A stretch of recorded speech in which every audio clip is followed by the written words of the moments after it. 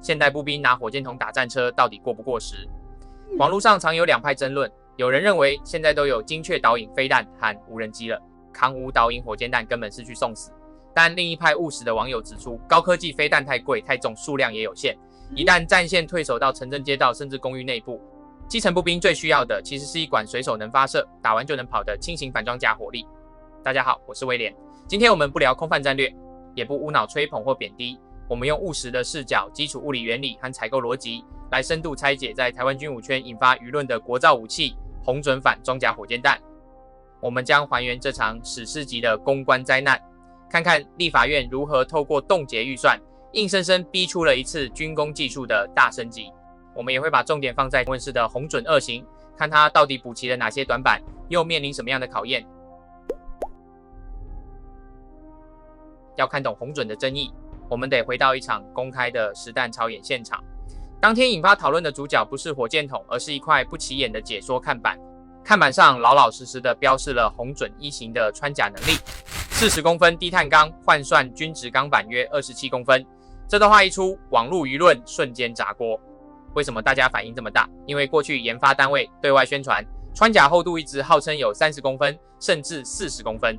测试反装甲武器的国际标准一直是压均值装甲。军方拿普通的低碳钢数据来公布，在民众眼里，这就是玩文字游戏。大家的期待值瞬间从40几公分跌回了27公分的现实。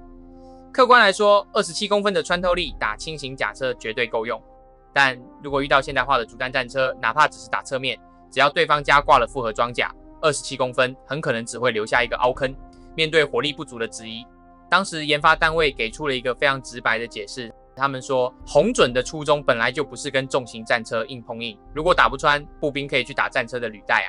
瘫痪了机动力，就算是达成战术目标了。但这番话却在基层部队与战术专家间引发了极大的反弹。真实的战场上，战车推进绝对不是孤立无援的，旁边有步兵，车上有机枪，随时火力压制。在这种枪林弹雨的高压环境下，你要求一名步兵扛着有效射程200-300公尺的火箭筒探出掩体，去精准瞄准一块在泥地里高速转动的履带，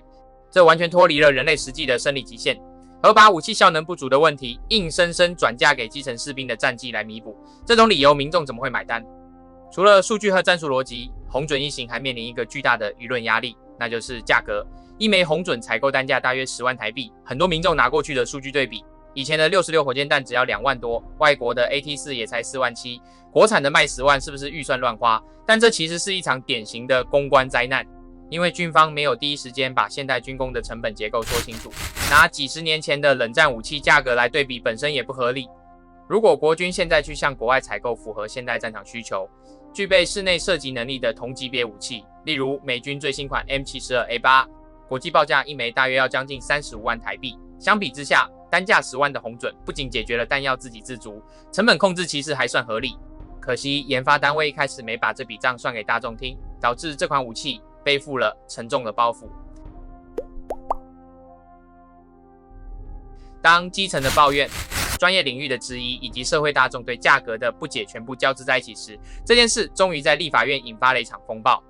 2024年底，在审查年度国防预算时，立法院出现了非常少见的跨党派共识，针对陆军一般弹药的购置预算，朝野立委联手踩下了刹车，直接决议冻结2亿元的预算。这2亿元不是随便冻结的，这代表了立法机关对国防研发体系的一次强烈表态。立法院没有全盘否定国防自主，而是务实地对研发单位下达了一份生死状。他们要求后续研发的红准2型火箭弹必须达到4个非常具体、没有任何模糊空间的硬性指标，否则预算绝对不解冻。这4个指标分别是：第一，必须具备在室内秘密闭空间发射的能力；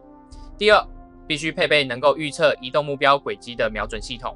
第三，全系统重量必须控制在4公斤以下；第四，必须研发出能够对付反应装甲的串联弹头。大家不要小看这4个要求，这几乎是把当前世界上最顶尖单兵火箭筒的性能指标全部列了上去。这对台湾的军工研发能量来说是一个巨大的压力测试，但从另一个角度来看，这就是最真实、最健康的民主监督机制。过去的武器研发有时候会陷入一种先求有，再求好的思维回圈，但现在战场的容错率极低，基层士兵没有时间去适应有缺陷的武器。立法院的这次强势介入，等于是告诉研发单位，不要再拿实验室里的理想数据来交差，必须端出真正能让步兵在战场上活下来，并且能摧毁敌人的装备。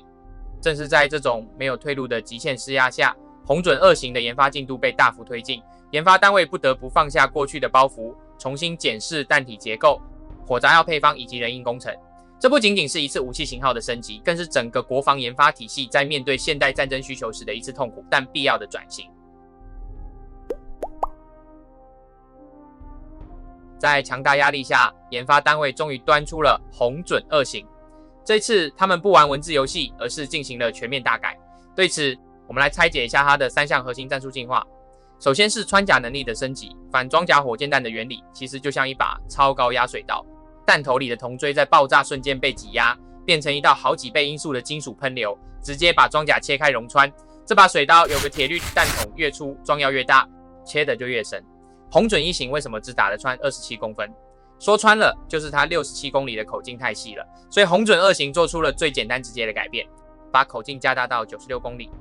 实测下来，红准2型现在能打穿50到67公分的均值装甲，这意味着步兵终于有了底气，在500公尺内面对轻型甲车可以直接贯穿引爆，面对主战战车只要绕到侧面开火也足以造成严重破坏。步兵终于不用再苦哈哈的去瞄准履带了。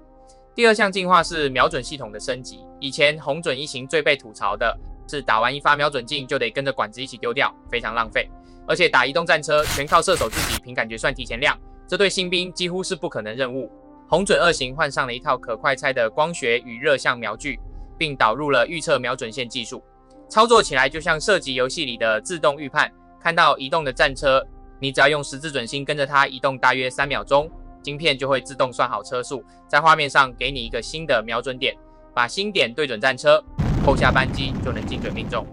打完之后，这套昂贵的瞄具还能拆下来装在步枪上继续用，一举两得。第3项也是最有战略价值的一项黑科技 CS 室内发射能力。传统火箭弹击发时，管子后面会喷出10几公尺的超高温尾焰，如果在城镇战的客厅里发射，尾焰撞墙反弹，会当场震破射手的耳膜甚至内脏，所以以前的步兵只能跑到毫无掩护的阳台或马路上开火，变成敌人的火把。为了解决这个痛点，红准2型在管子后段塞入了一个冲击抑制模组，简单来说就是放了一包特殊的液态缓冲剂，击发时往后喷的燃气撞上这包液体，瞬间吸收了巨大的热量和冲击，变成一团白烟。这个设计硬生生的把10几公尺的死亡尾焰压缩到只剩管子后方1公尺的距离，爆压安全了，爆温也降到了80度以下。现在台湾的守军可以躲在公寓房间深处，隔着窗户对外面的敌军开火，打完提着管子就能安全撤离。这种躲在暗处打了就跑的战术，绝对会让深入城镇的装甲部队面临一场噩梦。听完这3大进化，很多军迷肯定会撇嘴威廉，中科院以前连看板都能玩文字游戏，这次凭什么相信这些数据是真的？这是一个好问题，如果你几个月前问我，我也会打个问号。直到军事媒体披露了一则关键消息，这不是实验室数据，而是实际测试的成绩单。立委们在预算冻结案里白纸黑字写得很清楚，必须拿出实测数据。根据军方内部测评披露，红准2型确实在实弹测试中达成了2项硬指标。第一，均值装甲穿透力，结结实实打穿了50公分。第二，新型光学瞄具完成了实弹验证，确定能有效打击移动目标，在这个敢灌水预算就没了的节骨眼上，数据的真实性大家还是可以相信的。但是先别急着高兴，身为务实的军事频道，我必须泼一盆冷水。红准2型纸面上达标了，但它完美吗？绝对不是。设计武器逃不开物理学，想要威力大管子就得变粗，想在室内安全发射就得塞入液态缓冲剂，这导致了一个严重的副作用，重量失控。原本1型只有5公斤出头，现在具备室内发射能力的2型，全系统重量飙到了10公斤左右。10公斤是什么概念？一名步兵穿着厚重防弹背心，挂着弹匣，拿着步枪。现在长官要你再背着一根10公斤重的铁管，在瓦砾堆里冲刺或爬上5楼伏击战车，这对体力消耗极其恐怖。如果士兵跑到阵地已经累到双手发抖，实战价值就会大打折扣。所以未来量产时能不能换上碳纤维材料来减重，是躲不掉的难题。除了重量，红准2型还有一个依然无解的死穴，那就是爆炸反应装甲。现在的主力战车外面都会挂满像砖头一样的炸药盒子，当火箭弹撞上去，砖块引爆会直接把金属喷流打散。红准2型口径虽然加大，但依然是单弹头设计，碰到反应装甲第一下就会被爆炸反应装甲抵消。要破解它，国际上唯一的方法就是做串联弹头，前端小炸弹先骗爆反应装甲，0点几秒后主弹头再趁虚而入。听起来简单，但工程实作超难，隐性时序控制极度精密，火箭弹重心、空气动力学全都会改变。军方也坦诚，即将量产的2型还做不到。通俗来讲，就是遇到重装甲，关键时刻可能还是不顶用。既然红准2型还有这2个死穴，我们只能将就用吗？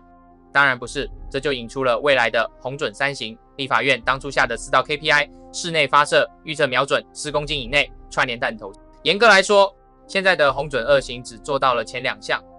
它解决了城镇战能不能开火的问题，但还没解决步兵体能负荷以及对付反应装甲的问题。也就是说，红准2型更像是一款解决燃眉之急的过渡性装备，要达成完全体目标，重头戏全在未来的红准3型身上。未来的红准3型势必全面导入更高等级的碳纤维复合材料，甚至寻找更轻的化学缓冲剂。如果能把重量压缩回7公斤甚至更低，它的战术价值将指数级飙升。第二就是串联弹头，如果未来能成功研发出这套系统，台湾基层步兵才算真正拥有了无死角的反装甲护盾。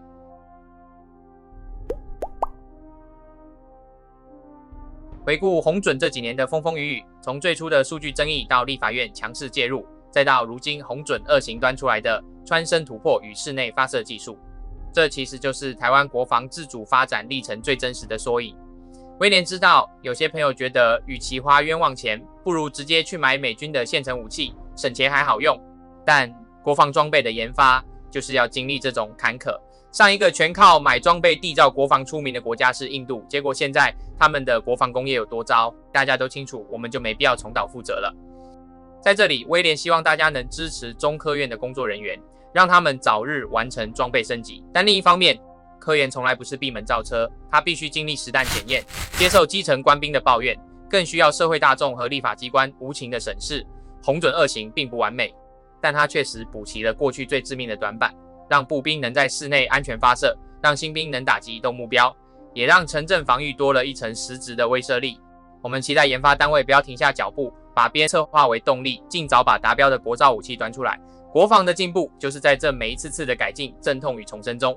迈向成功的。只要我们始终保持务实，不掩饰缺点，把设计逻辑真正对齐战场上士兵的生存与打击需求，第一线官兵就会拥有坚守阵地的底气。大家觉得未来的红准3型该把重点放在哪里？欢迎在评论区留下你的观点，我们一起理性讨论。如果你也喜欢这种务实解析装备的影片，请帮我按赞、订阅、分享，并开启小铃铛。你的每一个支持都是我们深耕国防科普最大的动力。这里是威廉的观察笔记，我们下次再见。